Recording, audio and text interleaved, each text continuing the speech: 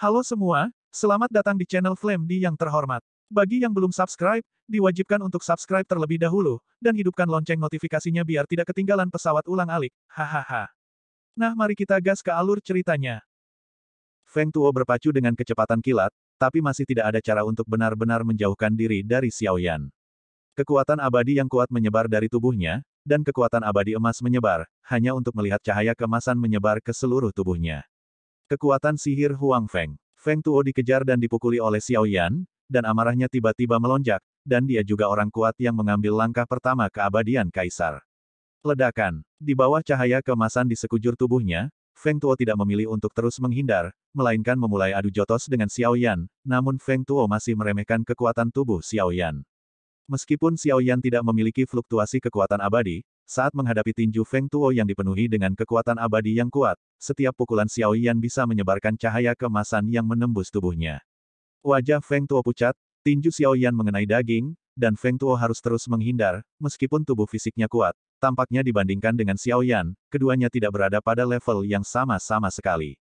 Jadi Feng Tuo mengubah strateginya, dan hanya dengan kekuatan abadi dia dapat memiliki kesempatan untuk menang. 18 pedang Feng Shen. Dia berteriak dengan suara rendah, dan 18 lampu pedang keluar dan berputar di sekelilingnya. Masing-masing dari 18 lampu pedang berubah menjadi pedang raksasa dan menebas ke arah tubuh Xiao Yan. 18 lampu pedang memancarkan fluktuasi yang sangat kuat, seolah-olah bahkan kekosongan dapat dibuka olehnya. Dan ini tampaknya menjadi salah satu kartu truf Feng Tuo. Matanya serius, dan dia memiliki keyakinan mutlak pada 12 pedangnya. Keabadian emas melonjak di atas 18 cahaya pedang ini. Bang! Bang! Hanya suara teredam terus-menerus yang terdengar, Xiao Yan masih melambaikan tinjunya, membanting 18 lampu pedang, tinjunya sangat keras, menghadapi 18 pedang yang sangat ganas ini, semua terguncang kembali satu persatu. Dia melemparkan 18 pukulan berturut-turut, satu pukulan tidak banyak, satu pukulan tidak banyak, dan 18 lampu pedang saling berkorespondensi. Tanpa kecuali, di atas kepalan tangan Xiao Yan, semua 18 lampu pedang yang sangat ganas dihancurkan oleh Xiao, api tersebar. Bagaimana ini mungkin? Mata Feng Tuo tiba-tiba menyusut, tetapi dia tidak menyerah. Seorang abadi memiliki cukup sarana, tetapi pada saat ini matanya benar-benar meledak menjadi niat membunuh, dan dia terlihat siap untuk bersiap. Gunakan yang asli, kartu truf. Bintang terbang 1000 ilusi. Gulungan di tangan Feng Tuo terbuka dan segera menyelimuti Xiao Yan di gulungan itu. Dia melihat bintang yang tak terhitung jumlahnya menyelimuti Xiao Yan, sinar cahaya yang menyilaukan mengalir, dan kemudian bilah cahaya yang tak terhitung jumlahnya bersiul ke arah Xiao Yan pergi, seolah menembus Xiao Yan di bawah cahaya bintang. Sosok Xiao Yan benar-benar tenggelam dalam cahaya bintang yang luas, dan metode ini adalah kartu truf Feng Tuo yang paling kuat. Aku sudah membunuh 2 orang abadi dengan gambar ini. Kamu sangat beruntung, dan kamu akan menjadi yang ketiga. Feng Tuo mencibir, menatap Xiao Yan yang sepertinya tidak memiliki gerakan dan benar-benar terhalang, senyum yang tak terhindarkan di bibirnya, menghadapi. Dia akan kalah. Mata binatang Bingyun Rabbit sedikit menyipit, dan dia sedikit khawatir. Seharusnya tidak. Permaisuri tidak memiliki kekhawatiran sedikit pun di matanya, sepertinya dia memiliki kepercayaan yang tepat pada kekuatan tempur Xiao Yan. Berdengung. Tiba-tiba, sebuah suara tumpul keluar dari 1000 hantu bintang terbang. Itu terdengar seperti bel yang tumpul. Tiba-tiba, 1000 hantu bintang terbang meledak ke dalam lubang besar, dan seluruh gulungan itu terbakar, nyala api. Seluruh dunia tempat gulungan itu berubah menjadi lubang besar oleh tinju Xiao Yan, dan sekali lagi, pukulan yang dipenuhi api dan guntur jatuh di atas ribuan bintangnya. Ledakan. Api mengaduk, menyebabkan seluruh gulungan terbakar, Xiao Yan melonjak Origin Qi, membuat api semakin kuat, sebenarnya secara langsung menghancurkan bintang terbang ribuan ilusi yang harus dibanggakan Feng Tuo. Sungguh kekuatan fisik yang kuat, jika bisa melangkah lebih jauh, saya khawatir tubuh fisik dapat menginjak keabadian, dan itu tidak akan lebih lemah dari pembangkit tenaga listrik abadi Kaisar. Tubuh abadi juga abadi. Bingyun kelinci bergumam, itu bahkan ada beberapa kejutan di mata binatang itu. Beraninya kau menghancurkan ilusi 1000 bintang terbangku. Karena itu masalahnya, maka pertempuran ini harus berakhir, ayo mati. Feng Tuo acuh tak acuh seperti es, tergantung di atas kehampaan, dengan sinar keemasan cahaya mekar di tubuhnya, seperti matahari terik emas. Setelah berjuang untuk waktu yang lama, Anda selalu berada pada posisi yang kurang menguntungkan. Saya ingin melihat berapa banyak cara yang Anda miliki. Dibandingkan dengan cara, mulut Anda masih lebih keras. Suara tenang Xiao Yan keluar perlahan. Bukannya Xiao Yan tidak ingin menyelesaikannya sesegera mungkin. Dan memang metode Feng Tuo yang begitu kuat sehingga Xiao Yan tidak menemukan kesempatan untuk menghadapinya sama sekali. Namun, dengan pertempuran, Xiao Yan juga perlahan menemukan bahwa aura Feng Tuo secara bertahap melemah. Artinya, bahkan jika itu abadi, masih ada masalah konsumsi, meskipun harus memiliki lebih dari 1 miliar origin Qi sebelum menjadi abadi. Namun, keterampilan bertarung yang ditampilkan juga menjadi lebih kuat, dan sementara kekuatannya menjadi lebih kuat, konsumsinya juga sangat besar, bahkan jika dia menjadi kaisar abadi, dia masih tidak bisa menyingkirkan masalah konsumsi daya. Suara Xiao Yan tidak keras, tetapi kata-kata sarkastik membuat mata indah permaisuri sedikit tertekuk lagi, dan dia tampak main-main dengan lengan dan dadanya, dan tampak seperti Xiao Yan yang tidak peduli dengan penampilannya yang santai dan puas diri. Langkah pertama kaisar keabadian tidak terlihat seperti ini. Jika Anda adalah langkah kedua, Anda mungkin masih memiliki kesempatan, tetapi jika itu hanya langkah pertama, saya bisa membunuh Anda dengan kedua tinju. Kata Xiao Yan, melihat menuju dia mengepalkan tinjunya, niat bertarung di matanya. Feng Tuo mengenakan Xing Yi, memiliki sikap dewa, dan memiliki temperamen pembangkit tenaga listrik yang mutlak.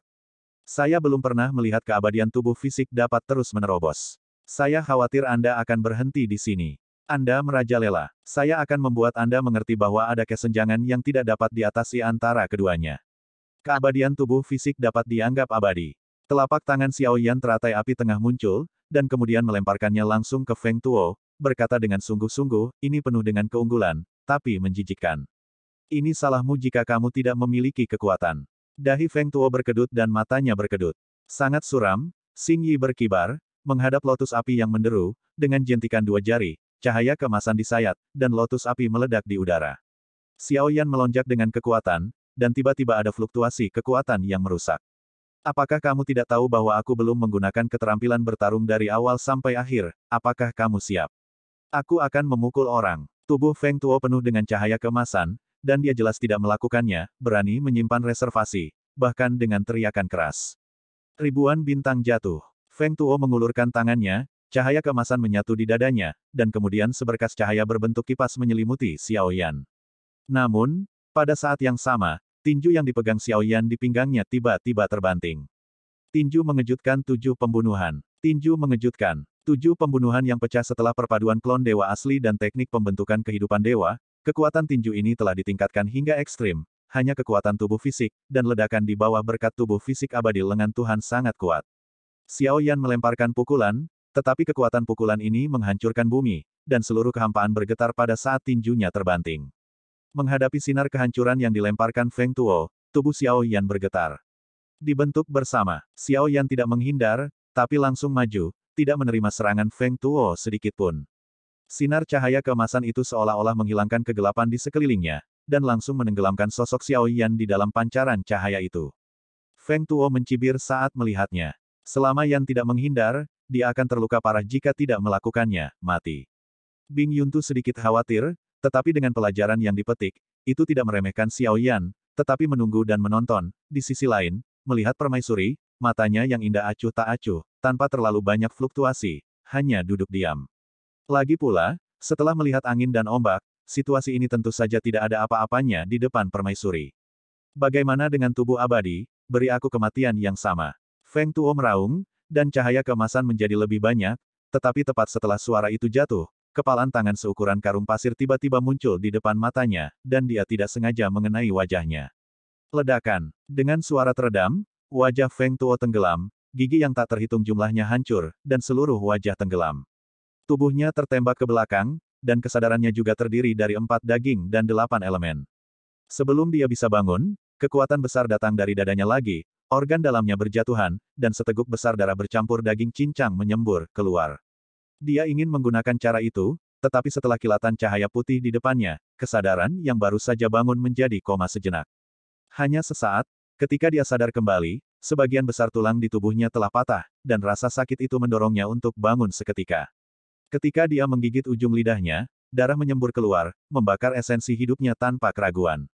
Dia memaksakan pukulan dan bertabrakan dengan tinju Xiao Yan yang terus-menerus diayunkan. Suara tumpul lain keluar, tetapi setelah suara tumpul terdengar suara retak tulang. Ledakan. Kakak, saya melihat sosok Feng Tuo tertembak ke belakang, dan suara retak tulang datang dari lengannya.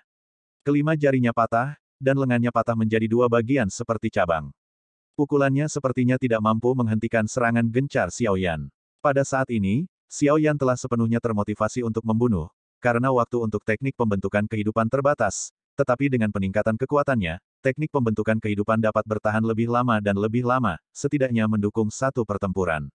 Itu bukan masalah besar lagi.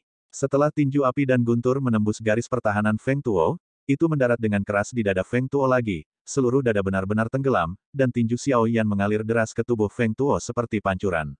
Seluruh kerangka tubuh Feng Tuo berserakan, mata Xiao Yan juga kental, dan 7 kekuatan kuat bercampur lagi, dan fluktuasi mengerikan menyebar di atas tinjunya. Sebagai makhluk abadi, kamu masih sangat arogan dan sombong.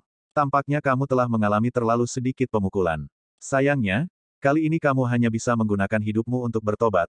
Gumam Xiao Yan, nyala api muncul di matanya, dan Feng tubuh Tuo sangat cepat pulih, tapi Xiao Yan hancur lebih cepat. Pukulan dari pinggang tiba-tiba keluar, pukulan yang mengandung 7 jenis kekuatan tidak diragukan lagi penuh dengan kekuatan penghancur yang tak tertandingi. Tinju mendarat di dada Feng Tuo, suara patah tulang bergema, dan tinju Xiao Yan langsung menembus tubuhnya, tinju menembus tubuhnya berkobar dengan api, dan darah berubah menjadi darah di bawah nyala api, gas. Dan di antara 5 jari yang menusuk lengan, ada jantung yang berdetak. Dong dong dong. Ini adalah hati emas, yang berisi kekuatan abadi Feng Tuo. Selama hati ini dihancurkan, bahkan jika Feng Tuo abadi, ia akan jatuh dari alam abadi ke dewa pertempuran. Feng Tuo panik pada saat ini. Aku mengaku kalah. Selama kamu tidak membunuhku, jangan hancurkan hatiku, aku rela melakukan apa saja. Feng Tuo menjerit nyaring pada saat ini, matanya penuh horor, lagi pula, dia telah menerobos dari dewa perang ke kaisar abadi, dia mengerti bahwa dia telah membayar terlalu banyak, bahkan jika dia bisa bereinkarnasi. Tetapi dia tidak ingin mati di sini, karena dia merasa bahwa dia bisa melangkah lebih jauh dan menjadi lebih kuat, dan dia tidak ingin berhenti di sini. Akui kekalahan. Tampaknya ketika hidup terancam, seorang abadi juga akan mengatakan kata-kata naif seperti itu. Hanya ada hidup dan mati di medan perang, dan tidak ada kemenangan atau kekalahan. Tidakkah kamu tahu ini? Xiao Yan bergumam, segera, matanya sedingin es. Jika dia tidak membunuhnya, itu pasti akan menjadi masalah serius. Bagaimanapun, dia adalah seorang abadi, dan Xiao Yan tidak akan membuat musuh yang begitu kuat karena kebaikannya. 5 jari tiba-tiba mengerahkan kekuatan, dan dengan keras, hati emas di atas 5 jari dihancurkan oleh Xiao Yan.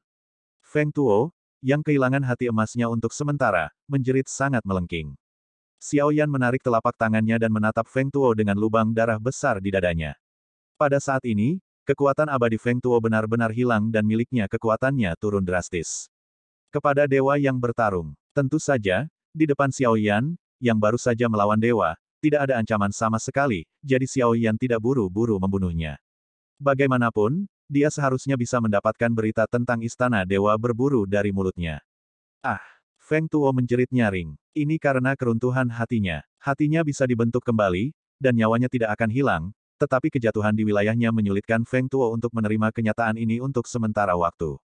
Pada saat ini, Xiao Yan merentangkan telapak tangannya, dan setetes darah emas muncul di tangannya, yang berisi kekuatan abadi Feng Tuo.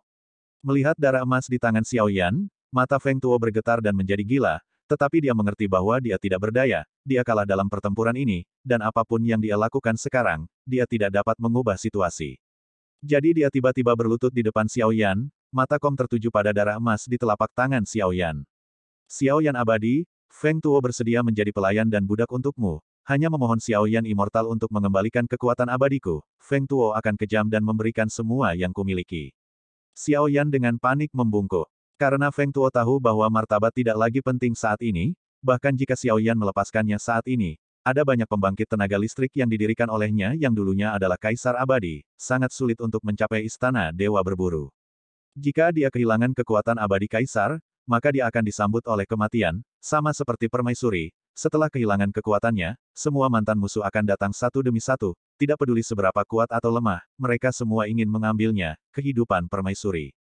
Menjadi pelayan atau budak, itu tidak buruk. Xiao Yan tersenyum ketika dia melihat Feng Tuo yang rendah hati meminta darah abadi secara online dan mengulurkan telapak tangannya.